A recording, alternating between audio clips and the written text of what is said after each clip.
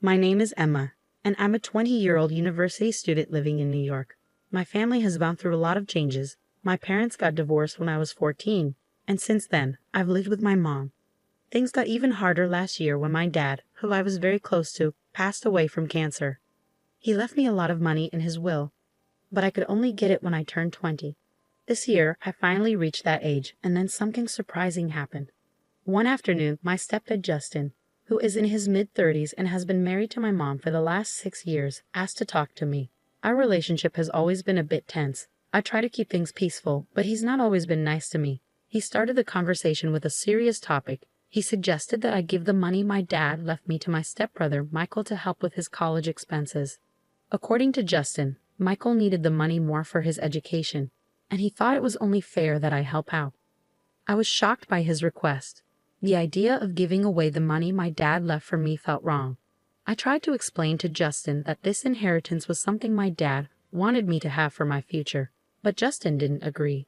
He insisted that I didn't need the money and that Michael's needs were more important. Despite his pressure, I stood my ground. I calmly explained to Justin that my decision wasn't about disrespect. It was about honoring my dad's wishes and keeping my personal boundaries. Justin got very upset and tried to intimidate me, but I remained firm in my decision. It was a tough conversation, but it was important for me to stand up for what I felt was right. I told him clearly that if he was upset by my refusal, he might want to rethink his approach. Justin, remember you're part of this household too, so let's try to keep things respectful, I suggested, but it didn't seem like we would reach a peaceful resolution. I ended the conversation and left before he could respond. Justin's reaction didn't surprise me given his past behavior. I had a feeling he might try to get the inheritance money for himself at some point. You might wonder about my mom's role in all of this. Well, that's complicated. My mom, for reasons I don't fully understand, always overlooks Justin's bad traits. She's deeply in love with him, almost to the point of being blind to his flaws. And I didn't want to ruin her happiness by constantly clashing with Justin. So I've tried to keep the peace for her sake. It's odd that even though I'm one of the youngest in the house, I often have to be the most responsible. At the time of this ordeal, my mom, Mary, was out of town, which is why she wasn't around to intervene. Had she been there, she would have been furious. Justin knew he had a window of opportunity with her away, underestimating my resolve in the process. As I walked away from our heated discussion, Justin followed, berating me and calling me a terrible sister for not wanting to give the inheritance to Michael. But it wasn't about not wanting to help, it was about the principle. Justin and Michael unfortunately seemed to follow the like father, like some trope, acting more like schemers from a cartoon than family members. Their antics reminded me of the characters Pinky and the Brain, with their roles in this scenario up for debate. As I tried to leave the argument behind, Justin wasn't done. He insisted I listen and comply with his demands, bringing Michael into the conversation to reinforce his point. Michael sleepily joined in, confused about the details until Justin prompted him about the supposed important reason behind their demand for the money, a supposed business venture that suddenly became about Michael's university tuition. Their story was inconsistent, with Justin scrambling to justify their claim to my inheritance, first mentioning a business, then switching to tuition. It was clear their motives were murky at best, relying on manipulation rather than any real need or right to the money my dad left me. I just woke up, so I'm a bit foggy, Michael mumbled, trying to piece together his story. Right, the university. I've been thinking about going, and I need the money for that, so yeah, I need it. His attempt to claim the inheritance for his education wasn't very convincing. I couldn't help but firmly say no, which sparked protests from both him and Justin. Why not, Emma? He's clear about what he wants, Justin pressed, insisting that they deserve the money. We'll just have to see about that, I replied, feeling the tension in the air. Justin's usual antics were harmless, but this new scheme to manipulate me out of my inheritance showed a selfish and immature side of him. I decided not to tell my mom right away, wanting to deal with the situation myself, especially after learning more about their questionable intentions. Emma, stop being childish. It's time to act like an adult and do what's right. Justin lectured, suggesting that giving away my inheritance was the mature thing to do. His reasoning didn't make much sense to me. And what, Justin? The right thing is to give away my inheritance just because you say so, I argued. His insistence on keeping this from my mom made me even more suspicious. Why shouldn't I tell her? She deserves to know what's going on in her own house. Justin's urgency to keep my mom out of it, along with his unusually stern attitude, made me even more determined. Something wasn't adding up, especially with the supposed business venture Michael mentioned earlier. It was clear they underestimated my awareness of their tactics, and Justin's resistance to involving my mom raised a big red flag. At the first chance I got, I decided to talk to my mom. "Hey Mom, how's everything going?" I started, trying to gauge her mood. "I'm doing okay, dear. What about you?" she replied. I hesitated, knowing what I was about to say might cause some trouble. "Not so good, Mom. There's something going on with Justin and Michael. Justin especially. He's been acting really weird." My mom tried to calm me down, telling me not to worry too much. "Oh, Emma, don't let your mind run wild." But it was too late to stop my suspicions. Everything seemed to point to something more than just a misunderstanding or me being paranoid. Even though my mom was hesitant to believe anything bad about Justin, I kept going, determined to make her see what was really going on. "Mom, I understand you have feelings for him, but Justin went too far. He didn't just ask for the inheritance money. He demanded it for Michael, saying it was for education. There's something not right about all this, and he even got aggressive when I mentioned telling you," I explained, my determination growing despite her doubts. My mom hesitated, torn between her emotions and the troubling accusations against the man she cared about. "I'm having a hard time believing this, Emma. I think we need more proof to understand what's going on." "Don't worry, Mom. I'll find the evidence we need," I reassured her. Even though she wasn't fully convinced, I couldn't shake the feeling that Justin had somehow manipulated her. But I knew I needed solid proof to expose his true intentions. That night, I searched the family computer for any clues about Justin's behavior. Luck was on my side when I found his email account open. What I discovered was shocking. Emails between Justin and a woman named Martha revealed a web of deceit. These messages hinted strongly at an affair. But what caught my attention was their discussions about plans for divorce and a future together, fueled by money from a shady business venture. While Justin was careful not to mention anything illegal, his betrayal was clear. Armed with this information and determined to learn more, I decided to talk to Michael, hoping he might accidentally reveal more about their plans. I started a casual conversation with him, secretly recording our exchange on my phone. "Hey, Michael," I greeted him, pretending to be cheerful. "Hi, Emma," he replied, sounding happy. "You seem in a good mood today." "Why not?" "It's a beautiful day," I said, steering the conversation to find out more about Justin's plans and how they were affecting my family. I approached Michael with curiosity, pretending to consider their request for the inheritance money. "I've been thinking about what you and Justin said. I'm actually thinking about giving you the money for your college," I told him, watching his reaction carefully. "Really? That's great. I'll tell him right away," Michael said, sounding excited. "Wait, not so fast. Before we do anything, I need to be sure of something. This money is strictly for your college fees, right?" I asked, trying to see if he was being honest. "Yes, definitely for my college tuition." Michael stuttered a bit, sounding a bit unsure. "And you're certain about that? What about Martha? Is she involved in this too?" I pressed, mentioning the name I had found in Justin's emails. "Martha? Who's Martha?" Michael stumbled, confusion evident on his face. "Oh, she's a student advisor at the college," he quickly improvised, but it didn't quite ring true. Unbeknownst to us, Justin had entered the room silently, his presence intimidating. "I don't appreciate you interrogating my son like this," he interjected, his tone stern. "I was just asking about where the money is going. If I'm considering giving it away, I want to make sure it's being used properly," I explained, trying to stay calm.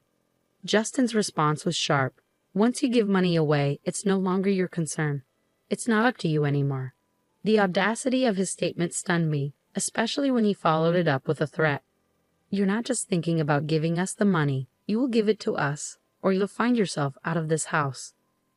Michael looked just as shocked as I felt by his father's sudden escalation. "Dad, this isn't what we talked about," he started, but Justin cut him off, asserting his authority and threatening to kick me out if I didn't do as he said. I chose to stay silent, retreating to my room while recording the entire confrontation.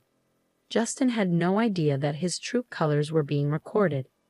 Once I was safe in my room, I gathered all the evidence I had against him. It felt like I was a detective in one of those crime shows, piecing together the puzzle. I had audio recordings and email screenshots, all pointing to Justin's deceitful behavior and his affair with Martha. Feeling the weight of my findings, I knew it was time to involve my mom. "Mom, are you sitting down? I have something important to tell you, and it's not easy," I said, preparing her for what I was about to reveal. Breaking the news to my mom was difficult. I started by telling her about the unsettling discoveries I had made. At first, she found it hard to believe, but when I played the audio recording of my conversation with Justin, her denial started to fade, replaced by a mix of shock and heartbreak. "Why would he do such things? Why be so cruel?" she asked, her voice breaking with every word. "It's difficult to accept, but we're dealing with someone who doesn't have our best interests at heart," I replied gently, trying to offer support despite the harsh truth. "I hate to say it, but he's not the person we thought he was." Hearing the truth from the recording was a turning point for my mom. "This is unacceptable. I can't believe I wasn't here to protect you from them," she said, her initial shock turning into determination. "Stay where you are. I'm coming back right away. And yes, I've locked my door," I reassured her. My mom's protective instincts kicked in. She was ready to confront Justin and make sure he regretted his actions. "He's going to realize he made a big mistake messing with our family," she said, her voice filled with determination. When she arrived, it was a moment of mixed emotions. We hugged tightly, sharing tears over the betrayal and the tough decisions ahead. But there was also a sense of relief and unity. Together, we spent hours planning, ready to face the situation as a team. In the days that followed, Justin was puzzled by my mom's sudden return and her cold attitude towards him. He tried to act cheerful, probably hoping to charm his way out of any trouble. But my mom saw right through him. She wasn't swayed by his act and was preparing to take action. Concerned about the true nature of Justin's business and the potential misuse of the inheritance, my mom decided to bring in professional help. She hired a private investigator to dig deeper into Justin's activities and the mysterious emails. The thought of him planning to misuse the money for unethical purposes made her furious, and she was determined to protect us from his deceit. The private investigator's findings confirmed our worst fears and shed new light on Justin's schemes. My mom filled me in on the details, and together we prepared for the next steps. It was clear that this was more than just a family dispute. It was about standing up against manipulation and ensuring justice was served. The atmosphere in the room was tense, a mix of disbelief and determination hanging between us. Justin's usual confidence seemed to waver under the weight of our accusations, his eyes darting around as if searching for a way out of our confrontation. "You don't know what you're talking about. This is absurd," Justin tried to deflect, but his voice lacked its usual assertiveness. It was evident that the tables had turned and the power he once held was slipping away. Caught in the middle of this familial turmoil, Michael looked from his father to us, his expression a mix of confusion and realization. Perhaps for the first time, he began to see his father for who he truly was, a revelation that seemed to shake him to his core. My mom, with a determined look fixed on Justin, stepped forward. "Not only do we understand, but we have proof. Emails, recordings. You've been planning to launder money through a laundromat, and you've involved yourself with a known criminal. Martha's record speaks volumes, and your plans for this business are crystal clear." Justin's attempts to maintain innocence were crumbling fast. "You have no idea what you're getting into. This is my business, my life. You can't just barge in and—" "But we can and we are," I interjected, supporting my mom's stance. "This isn't just about your business, Justin. This is about our lives, our safety. You've brought danger and illegality into our home, and we won't stand by and watch you destroy everything for your own selfish gains." The evidence was undeniable. The audio recordings of Justin's and Michael's conversations, the emails outlining their plans, and now their own admissions made it impossible for Justin to deny any longer. The camera in my hands, still rolling, captured every word, ensuring there was no way out for him. You think you're clever, recording this, gathering evidence. Justin sneered, his composure cracking further. You may think you've won, but we don't think we've won, Justin. We know we have. My mom cut him off, her voice strong and unwavering.